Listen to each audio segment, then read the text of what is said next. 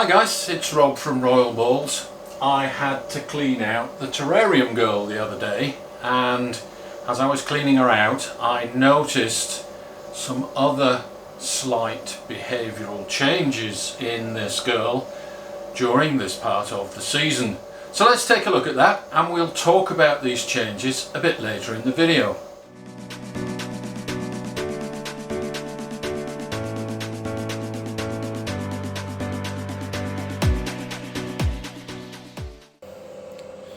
So the OD Calico female taking the opportunity to do some free roaming while I clean out her terrarium. She had moved back into the surface hide, and when I checked the hide underground, yes, she pooed and shed.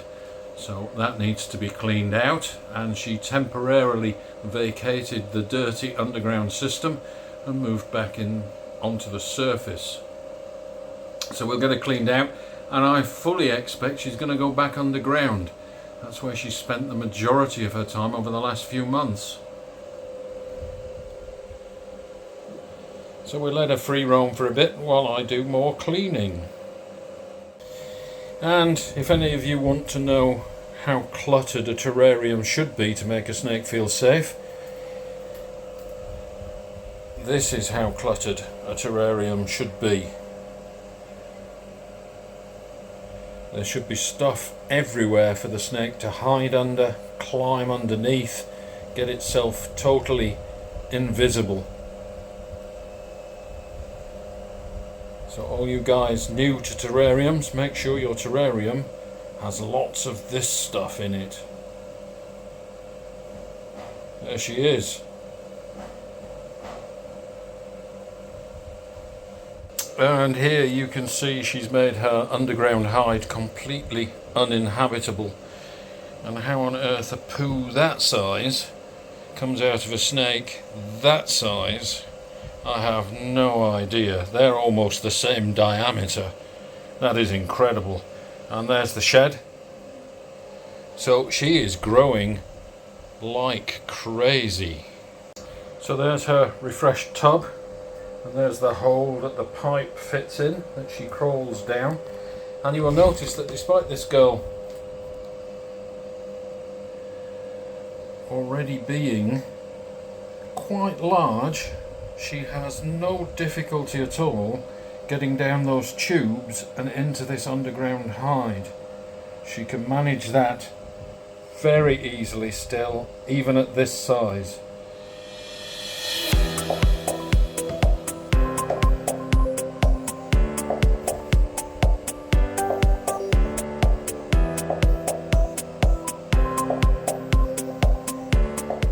And I have noticed that whilst free roaming, the snakes do tend to use a lot of these things that are placed on the table a lot more than they do when they're actually at home in the terrarium. I'm beginning to think that the snake doesn't really care what's in its home, because it uses that just for sleeping and doesn't do a great deal else. It sleeps and eats, but when given an opportunity to come out and free roam outside of their enclosures, that's when you see a different character in the snake. That's when you see them doing this scenting thing and exploring around, trying to figure out a little more about their surroundings. So I don't believe an enriched terrarium helps very much, because the snake spends most of its time asleep anyway. I believe that allowing them out of their enclosures and allowing them to free roam on neutral ground when they're not at home, you start to see a much wider spectrum of behaviours. And this guy has never been handled, but is not shy and fearful. As you can see, she doesn't mind me moving around, she doesn't mind me filming her, and she also, as you've seen in my previous videos on free roaming, she also doesn't mind me picking her up.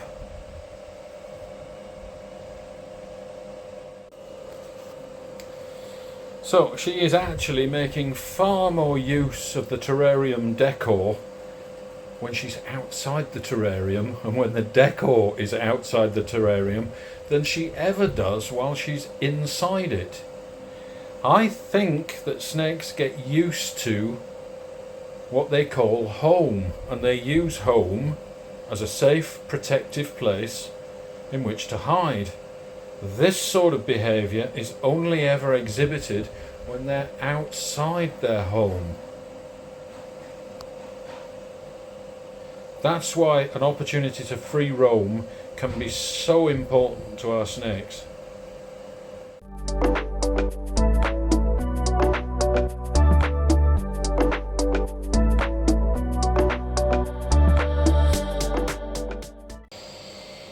So now her terrarium has been refreshed and I'm ready to put all the decor back into the terrarium, but it's such a shame to not let this girl have a little bit of roam time on the decor before I put it back. Now I'm going to try and move this wood over to the IKEA paper rack and let her have a sniff of the paper rack. Let's see what happens when I move the whole thing across.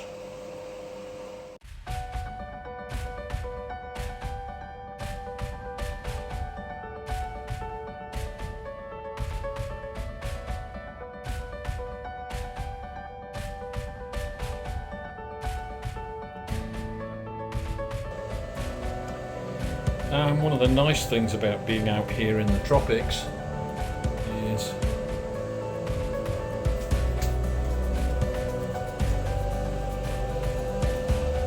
the snake room is at 30 degrees right now,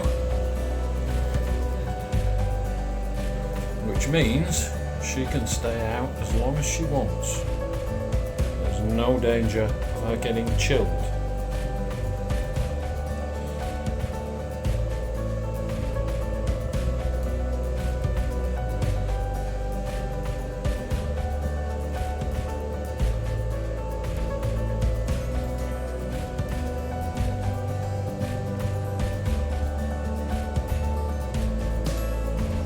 Doesn't actually seem to want to move very far.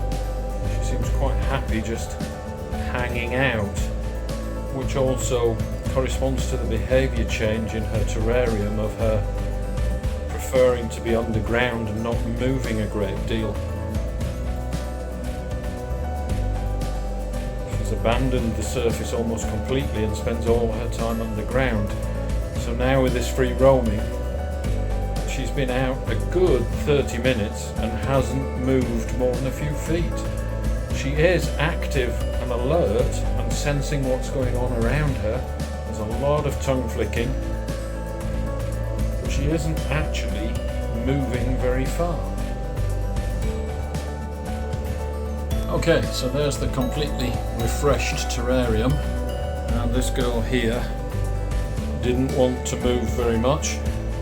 Still hasn't moved much. I plonked her on the IKEA paper rack and she stayed right there, so she isn't moving a great deal. So whilst she is getting sensory stimulation, she is reluctant to move around any distance at all. So let's put her back in the terrarium, and I'm pretty certain she'll go straight back underground. So let's just check that out. You'll notice that she doesn't flinch when she's picked up, even though she is never handled. So let's put her back in the terrarium.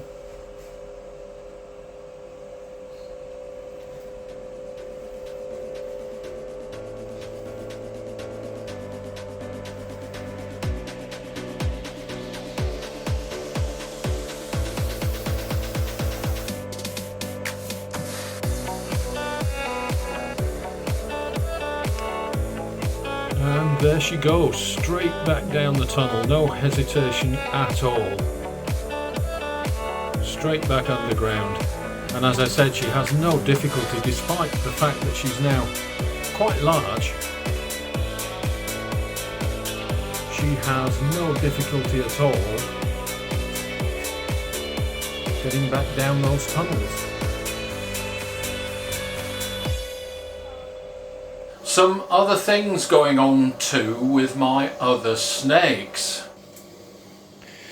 So I've moved 3 males, 1 male from this tub here, 2 males from this rack here, and they'd stopped eating. They hadn't eaten for a few weeks now. They weren't pacing their cages, they'd just gone pretty inactive and wouldn't eat. So I moved them, all 3 of them, into what is effectively this size tub here, which is basically a grow-on tub for yearlings. I moved them into here. Here is my leopard hypo het DG male. Here is my vanilla crystal male. Here's a banana clown, and all 3 of them ate immediately in this smaller sized tub.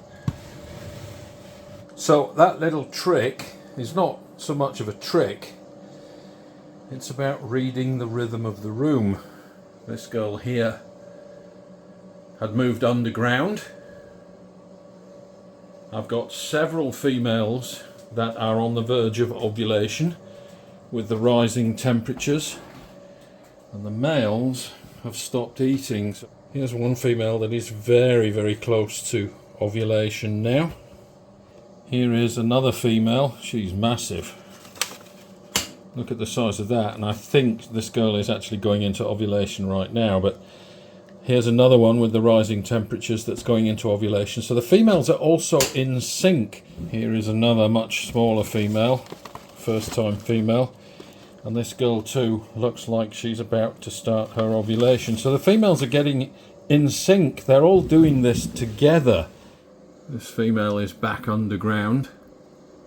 This is all controlled by hormones and the seasons.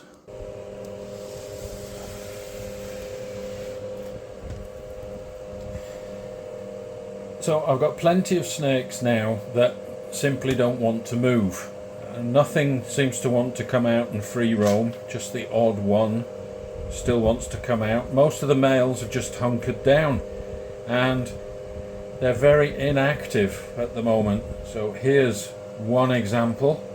Here's another, my Enchi-Cypress Ivory. Now he still does have work to do, and I am still getting locks, but it's definitely slowing down.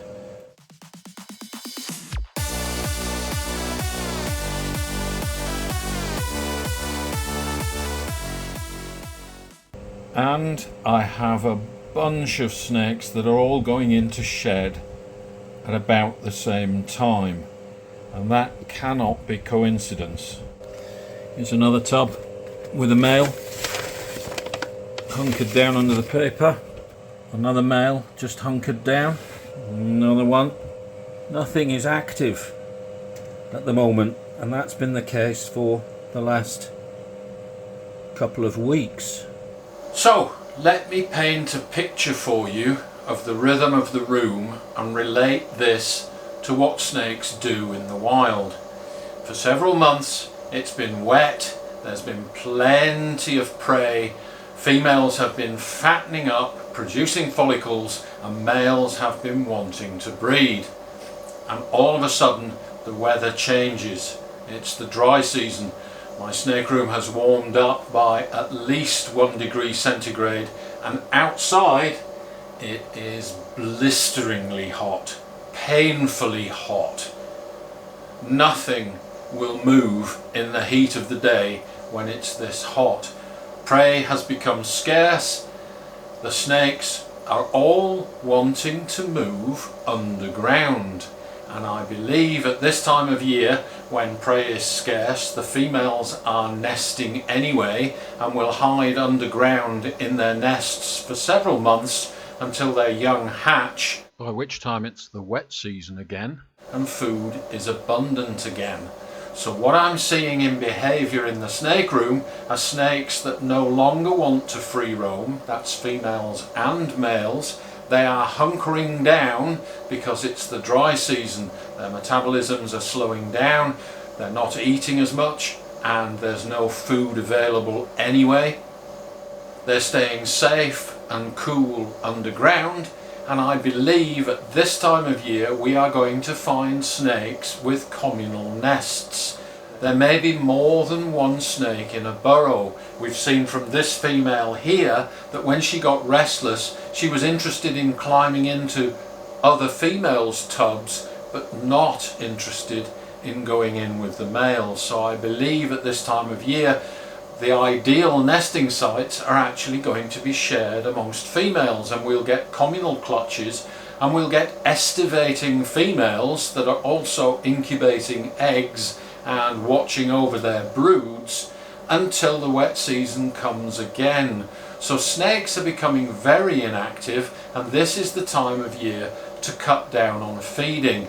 I have females that are ovulating now, and they're all ovulating at the same time. That corresponds with the increase in temperature. That's good for hatching eggs, but the females are not going to eat while they're brooding anyway. And since there's no prey, this all ties into the climate. It all makes perfect sense. It's all about the rhythm of the room. So in combination with free roaming, this terrarium girl, and some observations about changes in our snakes during the season, it's pretty obvious what's going on and what the snakes are responding to. Thanks for watching. Don't forget to share, like and subscribe, and we'll see you next time.